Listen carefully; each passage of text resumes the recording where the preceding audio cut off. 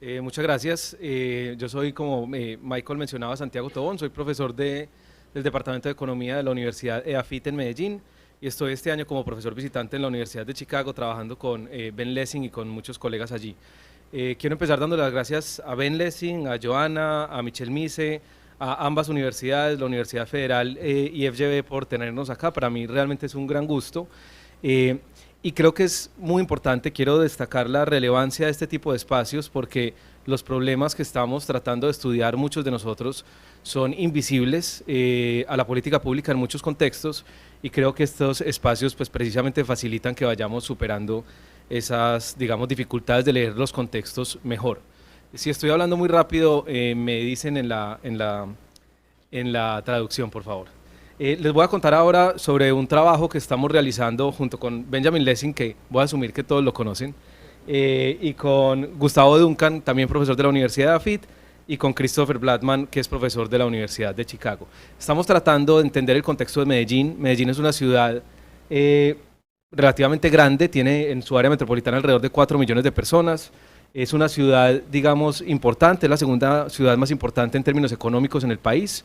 El ingreso per cápita es algo así como $11.500 ajustados por capacidad adquisitiva al año por persona. Y pues tiene en términos generales una burocracia bien organizada, recolecta una cantidad amplia de impuestos y provee muchos servicios públicos. Muchos de ustedes probablemente han escuchado hablar de casos de inversión social en muchos barrios de Medellín alejados, comunas de bajos ingresos, que son como el equivalente a las favelas de Río de Janeiro, y pues esto realmente pues, da cuenta de un Estado relativamente capaz. No obstante, pues como les voy a mostrar ahorita, es una ciudad que vive problemas relacionados con crimen organizado relativamente complejos. Lo que les voy a contar ahorita de dónde viene. Nosotros hace más o menos 6 años, desde 2016, junto con Ben y nuestros coautores, empezamos a recoger información sistemática, tanto cualitativa como cuantitativa, para entender mejor el contexto de Medellín. Esto es un proyecto que empezó sin una, digamos, pregunta de investigación, con un objetivo inicial fundamentalmente descriptivo para entender los fenómenos. ¿Y qué hemos logrado hacer hasta ahorita? Hemos entrevistado alrededor de 120 miembros y líderes de grupos criminales de Medellín, que hacen parte de 41 de esos grupos. Ahorita les voy a contar cuántos son. La mayoría de estas personas las hemos entrevistado en las cárceles de Medellín. Muchos de ellos, no obstante, ahora hemos logrado entrevistarlos también por fuera para entender ellos por qué, cómo ingresaron a los grupos, qué tipo de negocios tienen, qué tan fácil o difícil es que asciendan, qué tan fácil o difícil es que vayan a la cárcel, que mueran, entre muchas otras preguntas.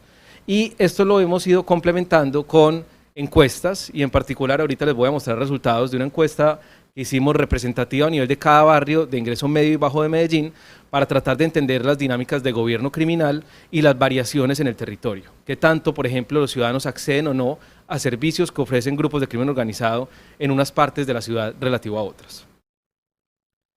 A partir de esto, hemos venido inicialmente construyendo un censo de grupos de crimen organizado en Medellín. Prácticamente todos los barrios de ingreso medio y bajo de Medellín tienen un grupo criminal que se le conoce como combos. Más o menos hay 400 de estos combos en la ciudad. La gran mayoría de ellos han existido por décadas, incluso desde antes de la época de Pablo Escobar, y casi todos, excepto en momentos de intenso conflicto, tienen fronteras bien definidas, territorios bien definidos. Y esto es una diferencia importante entre Medellín, por ejemplo, y Río de Janeiro, y es que en Medellín digamos, las favelas no están aisladas, sino que hacen parte de un mismo continuo de la zona urbana de la ciudad. Y eso lo que implica es que en más o menos 2/3 de la ciudad, prácticamente cada centímetro cuadrado del territorio está controlado en alguna medida por algún grupo criminal. Los combos, ¿qué son? Los combos son grupos típicamente entre 15 y 50 personas, por lo general son hombres, hay muy pocos casos donde haya mujeres, que prácticamente todos explotan un monopolio local de la venta de droga y además de esto venden, entre comillas, protección a cambio del cobro de un impuesto que muchas veces es extorsión o muchas veces incluso los ciudadanos lo interpretan como un servicio que está prestando el combo. Además de esto, que es lo típico, prestan otros servicios, por ejemplo, préstamos informales y monopolizan mercados locales legales, similar a lo que Joana les estaba mostrando ahora, en muchos casos los combos de Medellín tienen el mercado local de pipetas de gas, el mercado local de electricidad informal, de acueducto informal, incluso productos que consumimos diariamente como lácteos, huevos, arepas, monopolizan el mercado local. Estos combos son la base de un sistema, digamos, más complejo de crimen organizado. Los 400 combos están en la base. Nosotros estimamos que hay entre 8.000 y 12.000 hombres que hacen parte de esta base. Y por encima de esos 400 combos hay 17 grupos, digamos, de una jerarquía superior que se le conocen como razones, que podrían ser el equivalente a las facciones acá en Río de Janeiro. Son grupos más, digamos, más consolidados, incluso más históricos. Y estas 17 razones tienen espacios de coordinación colectiva para tomar decisiones de manera conjunta. Esto, digamos que en algunos momentos del tiempo ha sido monopolizado por una persona, como en la época de Pablo Escobar, pero hoy lo que hay es una especie de oligopolio entre las 17 razones, en donde todos están obligados a coordinar con los otros para resolver, por ejemplo, conflictos y tomar decisiones de manera conjunta, colectiva. Les voy a hablar básicamente como de dos temas hoy. El gobierno criminal, de lo que venimos hablando, digamos, toda esta semana, tiene múltiples dimensiones. Por ejemplo, hay relaciones entre organizaciones criminales de nivel meso, que van a ser como los equivalentes a las razones que les acabo de mostrar, que se relacionan con el Estado, por ejemplo. Hay organizaciones criminales de nivel micro, que son los combos de barrio, que también se pueden relacionar con el Estado, pero que se relacionan con las organizaciones criminales de una jerarquía superior, ¿sí? Y está obviamente la sociedad en otro punto. Entonces voy a enfocarme fundamentalmente en dos espacios como estas interacciones. Uno es cómo las organizaciones criminales de nivel jerárquico superior gobiernan organizaciones criminales más pequeñas y cómo estas organizaciones criminales pequeñas gobiernan a la sociedad.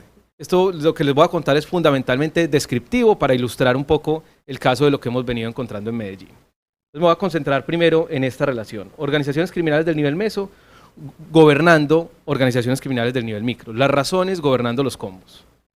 Y eso tiene varias dimensiones también. Una, por ejemplo, es el conflicto. El conflicto lo regulan estas organizaciones criminales. Las razones obligan, por ejemplo, a los combos a cumplir reglas sobre cómo gestionar la violencia. Ayer mencionaban ejemplos de que hay un homicidio en una parte de la ciudad y la instrucción es, ese cuerpo tiene que aparecer en otra parte para que no responsabilicen al grupo criminal que controla ese territorio por esto. Ese tipo de normas las imponen las organizaciones criminales, digamos, del nivel meso. Yo les voy a contar un poco de esto. Piensen en lo que les acabo de contar. En Medellín hay 400 combos, hay 17 razones. Con tantos grupos criminales juntos, básicamente están todos los ingredientes para que haya violencia, ¿cierto? No voy a entrar en detalle sobre estas posibles causas, esto lo documenta mucho Chris Blatman en su último libro, pero básicamente por asuntos, por ejemplo, relacionados con la venganza, por asuntos relacionados con el exceso de confianza de una persona, de un líder de un grupo criminal u otro, pues siempre hay un riesgo de que explote un conflicto, explote una guerra. Pero ¿qué ocurre? Que las razones, que son estas, digamos, organizaciones criminales de nivel jerárquico superior, pues actúan como una especie de pacificadores o de mediadores. Son digamos, la tercera parte que resuelve los contratos. ¿Por qué? Porque, por ejemplo, facilitan espacios de negociación entre los combos, porque hacen cumplir fronteras, contratos y compromisos. Entonces, por ejemplo, cuando hay un conflicto entre dos combos que pertenecen, esto me faltó mencionarlo, todos los combos o prácticamente todos los combos están afiliados a alguna razón. O sea, los 400 combos, cada uno de ellos tiene una relación básicamente exclusiva con una sola razón. Entonces, si hay dos combos que entran en conflicto, muy posiblemente si pertenecen a la misma razón, la razón resuelve el problema, o si pertenecen a dos razones distintas, pues los jefes de las dos razones coordinan para que ese problema se resuelva. Y las razones, digamos, tienen un poder coercitivo superior y vía este poder coercitivo pues logran gestionar y resolver estos conflictos. Y les voy a dar ejemplos de esto. Esto es una, digamos, una situación que ocurrió en la cárcel Bellavista en Medellín en 2012, en un patio de la cárcel. Las cárceles en Colombia y en Medellín en particular, como en todos los contextos que creo que hemos discutido en esta conferencia, son gobernados por grupos criminales. Ellos manejan los patios por dentro y demás. Básicamente los guardias del IMPEC, que es la autoridad carcelaria en Colombia, se encargan es como de que nadie o que casi nadie se escape, como alguien mencionaba en estos días. Por dentro gobiernan los grupos criminales. En uno de los patios de la cárcel Bellavista había grupos criminales pertenecientes a dos razones distintas. Una razón que le llaman Pacelli y otra razón que le llaman El Mesa. Y por un problema, una pelea jugando billar en la prisión, una pelea entre dos muchachos, sacaron armas y empezó un conflicto. De hecho hubo 25 heridos, fueron armas, incluso disparos que hubo dentro del patio. Milagrosamente nadie murió. Justo ese día y el día siguiente, estas dos razones hacen presencia en Bello, que es un municipio en la misma área metropolitana de Medellín, pero hacia el norte. Empezaron, digamos, todos los grupos criminales de Bello a alinearse con una u otra razón porque iban a ir al conflicto. Y lo que ocurrió al final es que en Bello, todas las razones de Bello tienen establecida una mesa que le llaman la Mesa de Paz, que realmente es como una especie de junta directiva en donde están todas las razones que hacen parte de ese territorio. Y nosotros sabemos a través de las entrevistas que hicimos que se convocó a una reunión inmediatamente. Inmediatamente se bajaron, digamos, los niveles de violencia y la expectativa de conflicto. Y esta guerra del billar nunca ocurrió. Simplemente fue el tiroteo dentro de la cárcel que no trascendió a otros espacios. Este es otro ejemplo. Esto ocurrió en 2019. En 2019, esto es el número de homicidios por mes que estaban ocurriendo en Medellín. Y si ustedes ven entre, digamos, enero y abril, los homicidios subieron estrepitosamente, ¿sí? Aquí, ¿qué ocurrió? La mayoría de los líderes de las razones de Medellín, o sea, los jefes de los grupos criminales jerárquicos superiores, están en la cárcel. Y están en la cárcel en muchas partes de Colombia. Hay algunos que están en Cali, otros en Bogotá, otros en Medellín, otros en Barranquilla y otras ciudades. En este momento, no tenemos todavía conocimiento de quién dentro del gobierno, pero sabemos que aquí estuvieron involucrados, por ejemplo, la Fiscalía General de la Nación y otras autoridades, decidieron trasladar a todos los jefes de cárceles. Entonces, por ejemplo, alguien que estaba en Cali lo trasladaron a Medellín, alguien que estaba en Medellín lo trasladaron a Valledupar, alguien que estaba en Barranquilla lo trasladaron a Cali. Y para hacer los traslados, todos coincidieron en Bogotá una semana. Al coincidir en Bogotá, sabemos que mandaron todos una instrucción a los combos en Medellín en las calles, y esto llevó a que el mes siguiente fuera, hasta que se tenía registro, uno de los meses menos violentos de Medellín.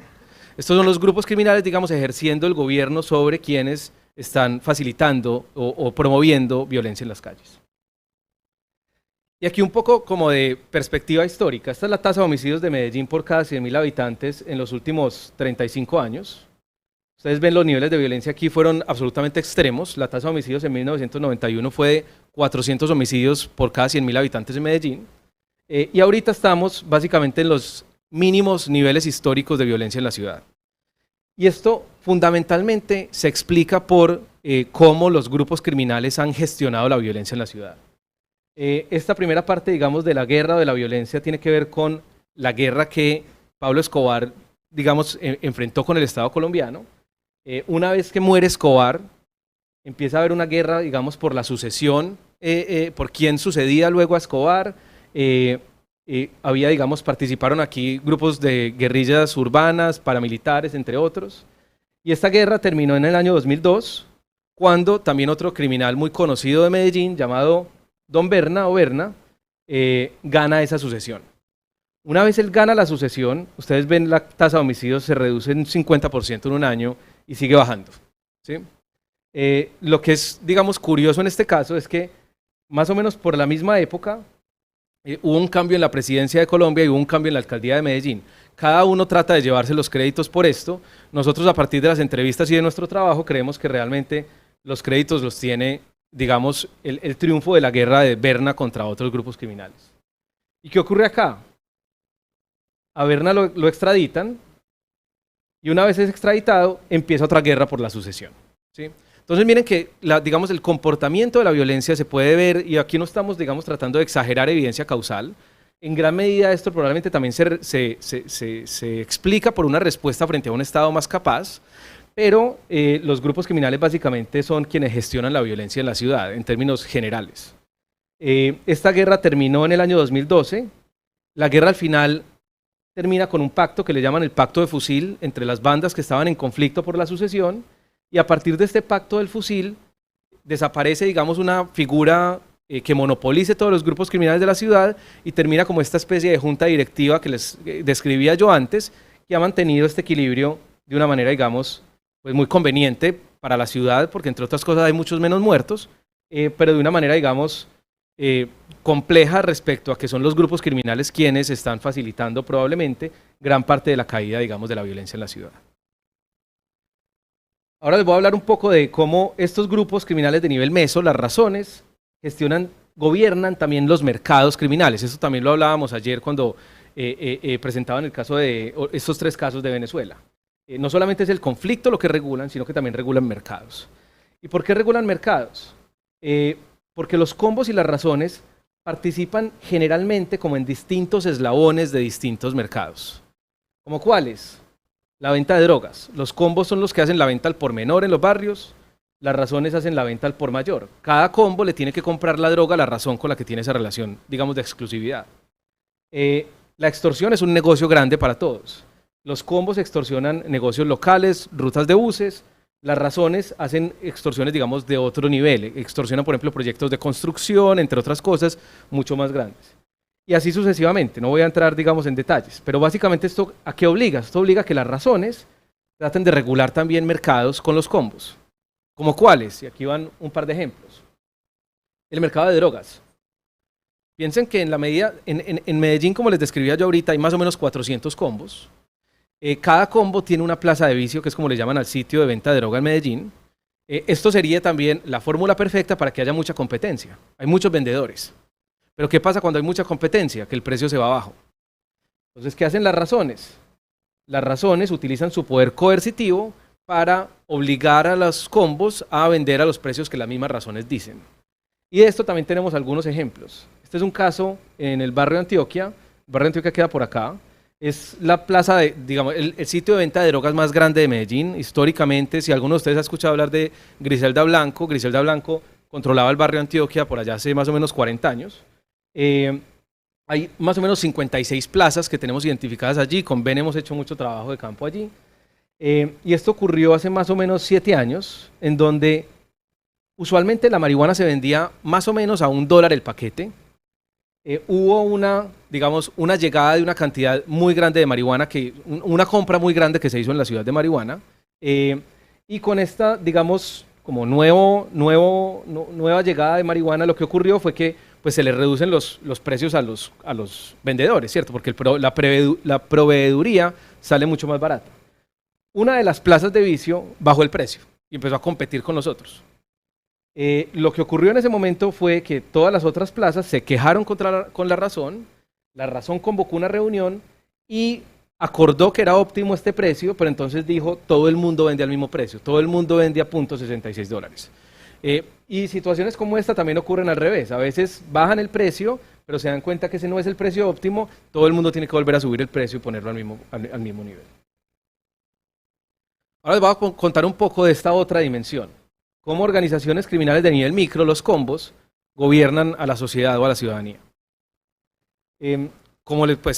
Tal vez como hemos visto también, lo bueno de este espacio es que aquí no hay que explicar en exceso, digamos, cómo los grupos criminales gobiernan a los ciudadanos.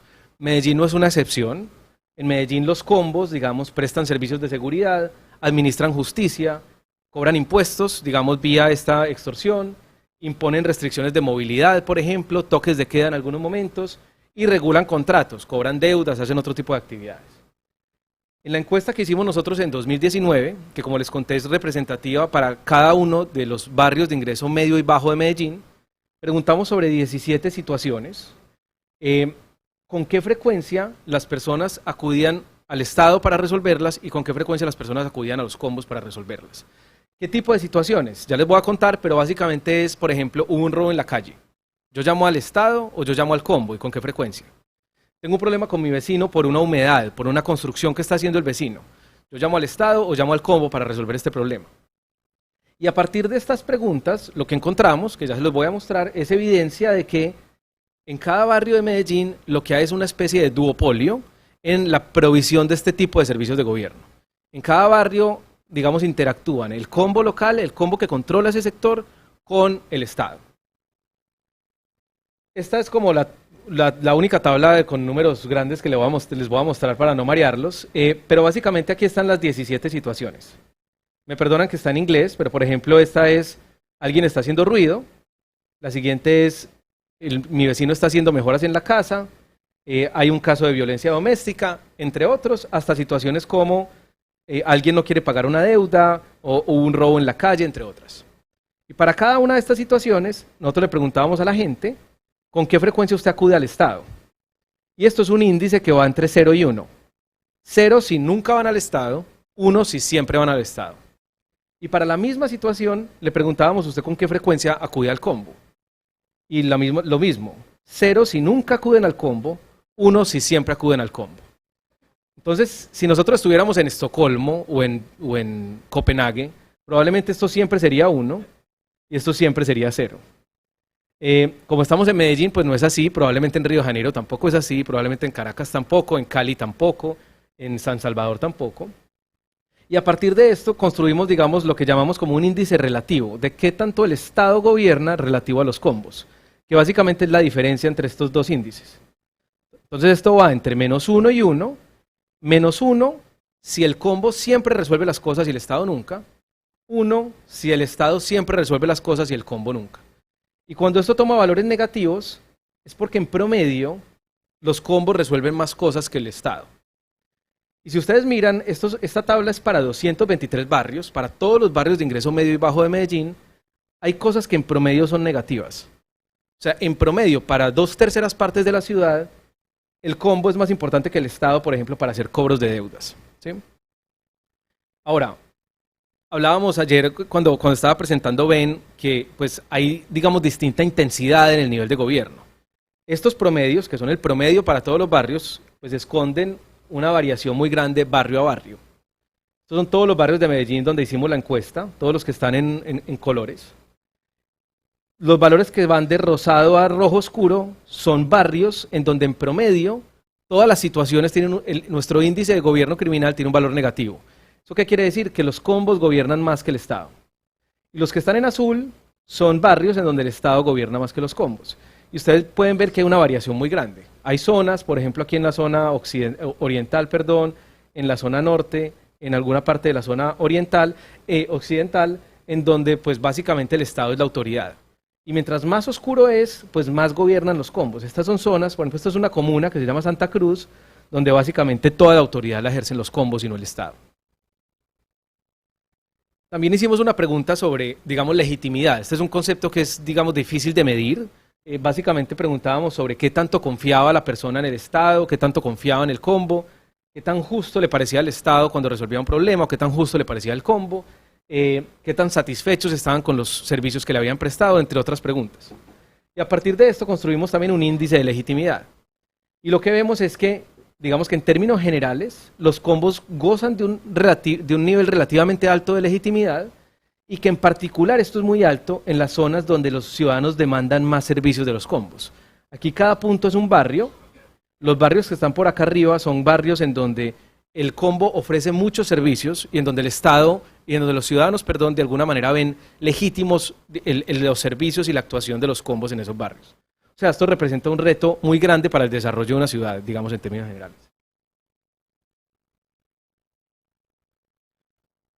Algo también que encontramos es que en cierta medida la prestación de servicios de seguridad y protección son una línea de negocio. Esto no es una sorpresa. Esta gráfica lo que muestra es la correlación entre... No, perdón, esta no es la gráfica que yo les quería mostrar, pero básicamente es una gráfica similar en donde miramos la correlación entre qué tanto gobiernan los combos con qué tanta presencia de extorsión hay en el barrio. Es una gráfica que es similar a esta, con una correlación positiva muy alta. Donde más servicios ofrecen los combos, más cobran extorsión. Esto, digamos, naturalmente lleva a que esto es una línea de negocio de los combos.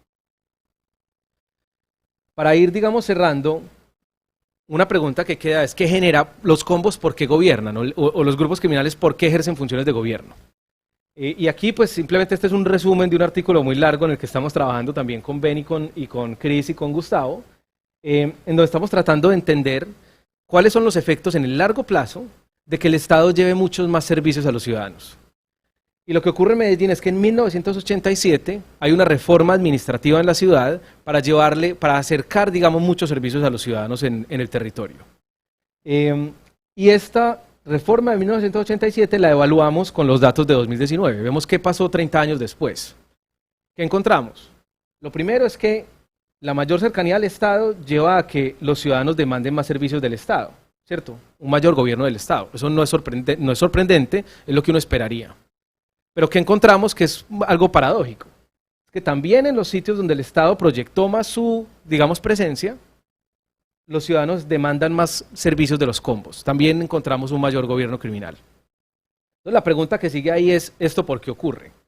Y lo que encontramos con varios, digamos, análisis adicionales que estamos haciendo es que pareciera ser que los combos, digamos que reaccionan estratégicamente a esa mayor presencia del Estado, fundamentalmente para proteger otras rentas ilegales, como por ejemplo la venta de drogas. Porque piensen que ustedes son el coordinador de un combo en un barrio, ¿qué es lo que conviene? Conviene que no lleguen agentes del Estado externos desconocidos, porque eso es malo para el negocio. Es muy difícil vender droga, es muy difícil que la plaza de vicio, digamos, funcione si de pronto llega un operativo especial de la policía porque hubo un homicidio en el barrio. Entonces, lo que estamos viendo es que los combos empiezan a proveer más servicios para evitar que agentes, digamos, externos o extraños al territorio del Estado lleguen. Por lo general, obviamente, los patrulleros digamos, que vigilan estas calles y demás, tienen una relación, ellos saben dónde están las plazas de vicio, ellos saben quiénes son los miembros de los combos, ya hay acuerdos con ellos. ¿Qué no le conviene a los combos? Que lleguen actores externos. Y en esa medida, pues lo que parecen estar haciendo en Medellín es, frente a una proyección de poder y de presencia del Estado, pues los combos reaccionan estratégicamente, en particular en las zonas donde hay mercados de droga más importantes. Y Michael, no sé cuánto tiempo me queda, pues ya va a terminar. Perfecto. Bueno, ya va a terminar. Quiero cerrar con una, digamos, corta reflexión. Y esta reflexión, yo quisiera como dejarla en términos de los dilemas que implican las políticas públicas. ¿Por qué? Porque yo creo que el caso de Medellín ilustra estos dilemas, en alguna medida probablemente casos como el de Sao Paulo también, y tal vez algunas zonas de Río también. Cuando las pandillas y los grupos criminales imponen un orden cotidiano todos los días, esto puede ser beneficioso para los ciudadanos y para el gobierno. O sea, si caen los homicidios porque los combos están evitando que haya homicidios, esto es conveniente para la sociedad en general, por lo menos en el corto plazo. ¿Sí? ¿Y esto qué implica? Esto implica que pues, podría haber un argumento para que tratar de hacer la paz con los grupos criminales sea la decisión de política pública. Ahora, ¿cuál es el problema de esto? Y por eso es que esto es un dilema muy complejo. Que no se sabe qué es lo que se está intercambiando por esto. Y tal vez casos como el de El Salvador y otros pues dan cuenta de, no sabemos el Estado que compromete cuando trata, por ejemplo, de facilitar una negociación o de facilitar o de permitir que sean los grupos criminales quienes regulen la violencia. Y no sabemos qué es lo que se está negociando porque muchas veces los mismos gobiernos, la política pública no es consciente de este tipo de dilemas. Y no es consciente de este tipo de dilemas porque no, digamos, no dispone de información suficiente para poder entender cuál es el dilema. ¿Y por qué es esto? Porque básicamente los gobiernos, nuestros gobiernos, el gobierno de Colombia con el que trabajamos mucho y Medellín con el que trabajamos mucho, medimos muchas cosas, como los homicidios, tal vez como los hurtos y tal vez como otro tipo, digamos, de delitos. Pero muy difícilmente se miden otras cosas mucho más difíciles de medir, como por ejemplo el control y el poder territorial de los grupos criminales. Por eso es muy valioso el trabajo que estaba mostrando Joana ahorita y muchos de lo que se ha presentado en esta conferencia. Necesitamos saber, digamos, qué tan legítimos son los grupos criminales en los barrios. Necesitamos saber qué tipo de servicios están demandando los ciudadanos de los grupos criminales. Necesitamos saber, aquí ha habido varias veces la pregunta sobre la extorsión. ¿Está subreportada? Probablemente sí, pero la extorsión no se mide. Les voy a dar un caso, por ejemplo, de Medellín que es muy interesante. En Medellín, cada año se presentan alrededor de 400 a 500 denuncias por casos de extorsión. Y yo recuerdo la última reunión que tuve con el secretario de Seguridad de Medellín, en donde él me decía, estoy muy preocupado porque la extorsión ha subido el 50%. Y yo le dije, ¿qué pasó? Me dijo, no, pasó de 300 a 450 denuncias. Y de acuerdo con la misma encuesta que hicimos con Ben y con nuestros colegas en Medellín, nosotros estimamos que cada semana en Medellín hay 150.000 pagos de extorsión. O sea, esto es una cosa absolutamente desconectada. Y la política pública está preocupada por 450 denuncias, cuando debería estar preocupada porque haya muchas más, porque haya 150.000 a la semana, para poder tener por lo menos una idea de cuál es el tamaño del fenómeno.